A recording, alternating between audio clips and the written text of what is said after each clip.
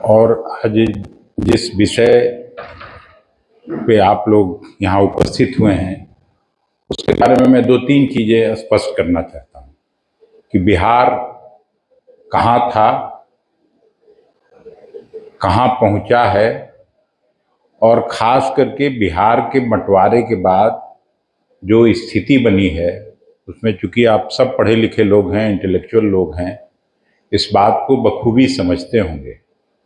अभी NDA government का, मोदी सरकार का बजट पेश हुआ था, उस दिन भी मुझे बोलने का अवसर मिला था पार्टी की तरफ से, तो मैं इस सवाल को वहाँ भी उठाया था।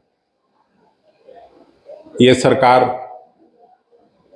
हमेशा से कभी किसानों की आमदनी दुगनी करने की बात 2022 में करती थी।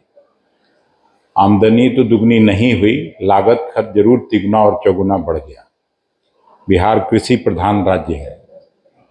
हमेशा से चर्चा होता है 5 ट्रिलियन इकोनॉमी का सरकार के द्वारा 2047 में विकसित राष्ट्र के रूप में खड़ा करने की बात लोग करते हैं, लेकिन ये तभी संभव है जब पूरे देश में जो रीजनल इम्बैलेंसेज है उसको सही मायने में एड्रेस किया जाए। और उसका एक प्रमुख हिस्सा बिहार भी है, जहां पूरे देश का 9 से 10% आबादी निवास करती है और जनसंख्या के हिसाब से भी दूसरा या तीसरा बड़ा राज्य बिहार है। 12-13 करोड़ की आबादी जिसमें रहती है।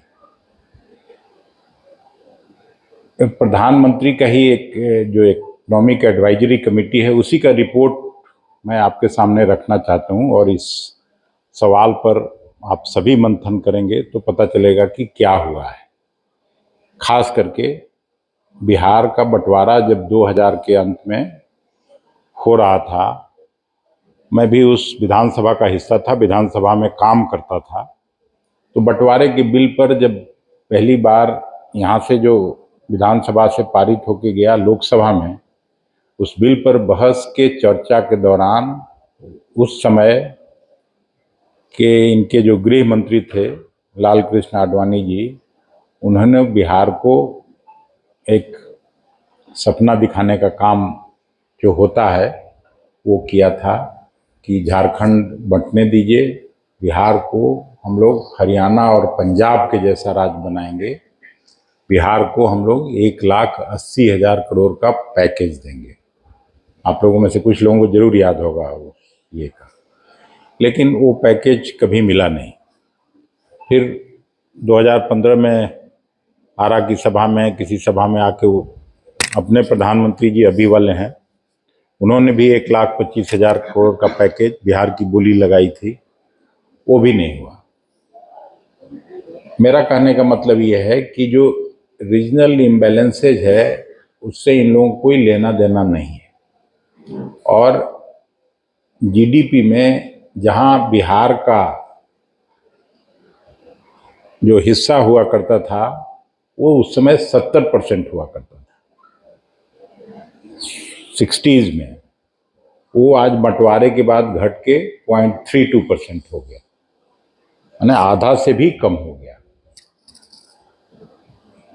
हम लोगों का मतलब जो पर कैपिटा इनकम है और टोटल ये में जो हम लोगों का हिस्सा 8% हुआ करता था वो घट के 4% हो गया। तो बिहार की स्थिति बद से बदतर होती जा रही है। अभी आप लोगों ने देखा होगा कि इस बजट में मखाना आयोग, क्योंकि चुनाव का साल है तो जानबूझ के इस तरह का घोषणा होता है। उसी में फूड प्रोसेसिंग विभाग से एक नेशनल इंस्टीट्यूट बनाने की बात कही गई। हम कहीं देख रहे थे अनस्टार्ड क्वेश्चन के जवाब में सरकार का एक जवाब है, फूड प्रोसेसिंग के लिए सबसे ज़्यादा कोल्ड स्टोरेज का ज़रूरत होता है। ये दोनों मेरे जो प्रभारी लोग हैं, बॉस हैं, दोनों उत्तर प्रदेश के हैं और इनके यहाँ कोल्ड स्टोरेज की संख्या है 2500 से ज़्यादा।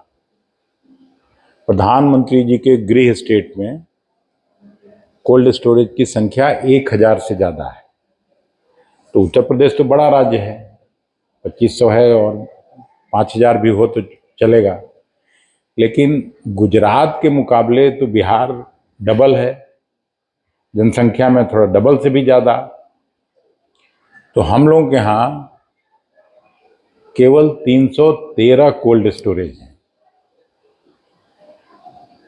तो फूड प्रोसेसिंग में क्या होने वाला है, जबकि लगातार भारत सरकार में जो मंत्री रहे हैं स्वर्गीय रामविलास पासवान जी थे, उनके बाद उनके भाई पशुपतिनाथ पारस जी थे, अभी इस सरकार में जो तीसरा मोदी जी का ये चल रहा है, इसमें स्वर्गीय रामविलास जी के सुपुत्र हैं।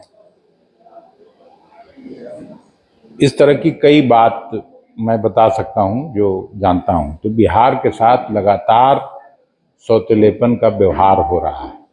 आप सुनते होइएगा, नीतीश कुमार जी पहली बार 2005 में आए थे तो बिहार को स्पेशल स्टेटस के दर्जे की मांग करते थे लगातार। पटना विश्वविद्यालय, जहाँ से कई लोग आप लोग पढ़े लिखे होंगे, मैं भी पढ़ा लिखा था, उसको सेंट्रल विश्वविद्यालय बनाने की बात होती थी, लेकिन कोई मांग पूरा नहीं हुआ। 11वां-12वां साल मोदी जी के शासन का हो रहा है। बिहार प्रायः सभी मानकों पर, और केवल प्रधानमंत्री जी के एडवाइजरी काउंसिल का बात भी अगर हटा देते हैं तो जो नीति आयोग है, जो पहले प्लानिंग कमीशन हुआ करता था, इनके ज़माने में उसका नाम बदल के नीति आयोग कर दिया गया। तो नीति आयोग का भी हर छमाही तिमाही उनका रिपोर्ट आते रहता है स्टेट के परफॉर्मेंस पर।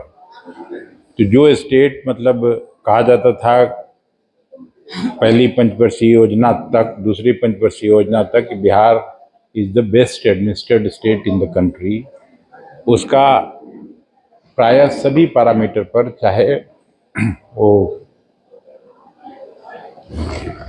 हेल्थ का ये हो या एजुकेशन का हो या फिर इंडस्ट्रियलाइजेशन का हो, 28 बड़े राज्यों में प्रायः 28वें स्थान पर, एकाध चीज में 27वें स्थान पर है। तो इसमें चूंकि आप लोग भिन्न भिन्न क्षेत्रों में काम कर रहे हैं और सभी प्रबुद्ध लोग हैं, तो हम उम्मीद करते हैं कि बिहार की दशा दुर्दशा ठीक करने के लिए राहुल जी के इस प्रयास में, खड़गे जी के इस प्रयास में आपकी मदद मिलेगी। अब प्रभारी जी भी आ गए हैं, मैं अपना भाषण लंबा नहीं करते हुए, मुझे जो कहना था मैं कह दिया, और आप लोगों को अब हम लोग सब सुनेंगे।